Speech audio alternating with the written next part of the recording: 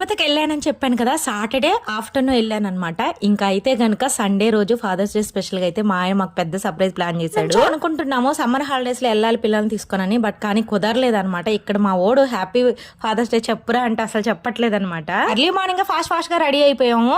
మా చిన్నోడిది మా ఆయన ఒకే డ్రెస్, నీది తినాలి నాది తినాలి అని చెప్పని కామెంట్ చేస్తున్నాను అనమాట. వ్యూ ఉంది, ఒక రేంజ్ లో ఉందన్నమాట. ఏదో అంటారు కదా, తిరుపతికి వచ్చిన ప్రతి ఒక్కరు నిత్య కళ్యాణం పచ్చదోరణం అని ఊరికినే కాదనమాట. ఎప్పుడు వర్షాలు పడతానే ఉంటాయి. ఇంకా కూల్ గా ఉంటది అనమాట క్లైమేట్ అంతా. నెల్లూరుతో పోల్చుకుంటే తిరుపతి చాలా కూల్ గా ఉంటది. నెల్లూరు అయితే కనుక చాలా హాట్ గా ఉంటదండి. మేమైతే ఫ్లైఓవర్ అయితే ఎక్కేసాము. మీకు ఎవరికన్నా గెస్ట్ చేస్తే మేము ఎక్కడికి వెళ్ళాం ఏంటనేది ఒకసారి కామెంట్ చేయండి. నేను బయలుదేరేసాం కాబట్టి ఇంటి దగ్గర అయితే టిఫిన్ ఏం ప్లాన్ చేయలేదన్నమాట. బయట టిఫిన్ అయితే తిందామని చెప్పి అనుకున్నా. ఇంకా నా ఫేవరెట్ దోశ మసాలా దోశ అయితే వచ్చింది. వీళ్ళైతే ఎగ్ దోశ అయితే తీసుకున్నారనమాట.